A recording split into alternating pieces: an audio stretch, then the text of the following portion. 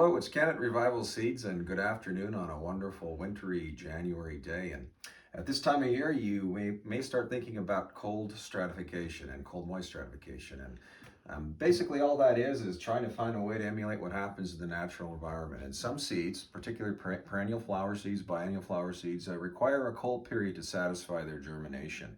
And I'm going to show you how to do that a real simple way. We have a lot of people asking, what do I do? The seed packet says cold stratify. And reality is some seeds won't need it. They'll still germinate for you, but in order to achieve a very good percentage of germination, we find cold moist stratification really helps. So I've got some echinacea seeds here.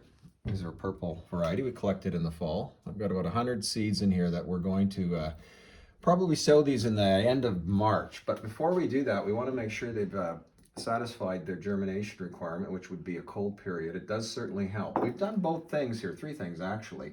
So you could also do this in the fall outdoors and just let them go through the natural process of being under the snow cover in the winter if you have snow.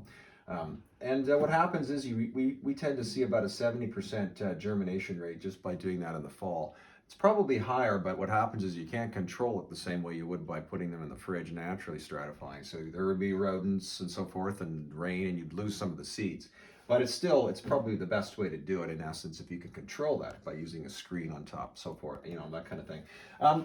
What we like to do is do a cold moist stratification by using refrigeration for about 8 weeks with 6 to 8 weeks to guarantee that we've satisfied that requirement. And I'm going to show you to do that in a second, but the other thing you can do is just, if you're not able to do that or you forget to do it, you can still sow a lot of the seeds, directly sow them in the spring or directly outside, and you'll find that we usually get about a 50 or 60% germination by doing that without stratification. So you can see why we do it. It's very important to achieve that 90% mark at least, and we find it averages about 89% by doing it like that. So I've got the echinacea seeds, and all I'm going to do is we're going to use a 2-to-1 ratio here. I've got some peat moss, sphagnum peat moss.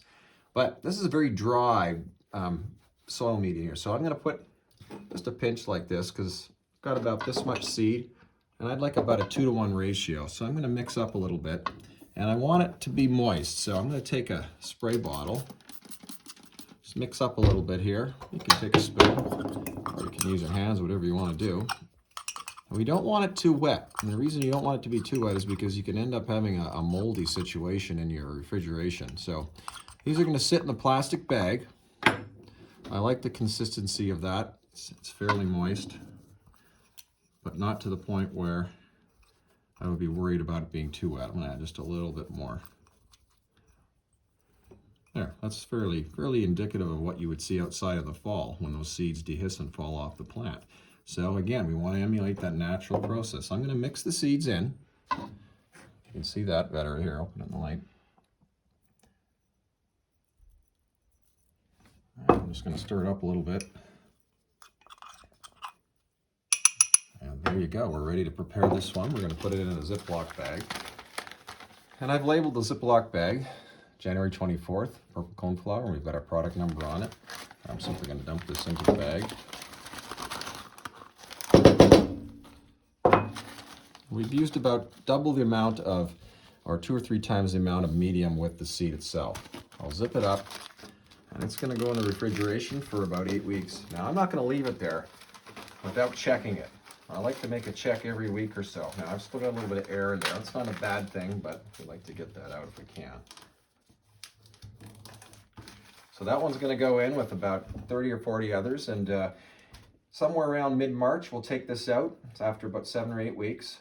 And we'll start sowing them here in flats. And in probably 3 or 4 weeks, we can start looking at maybe even putting them outside and directly planting them, depending on where the frost is.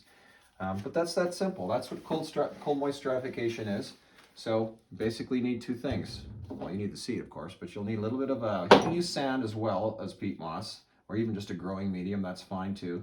And a little bit of moisture in there. And then, of course, you need the refrigeration. And that's how you do it. If you have any questions, please let me know. Thanks.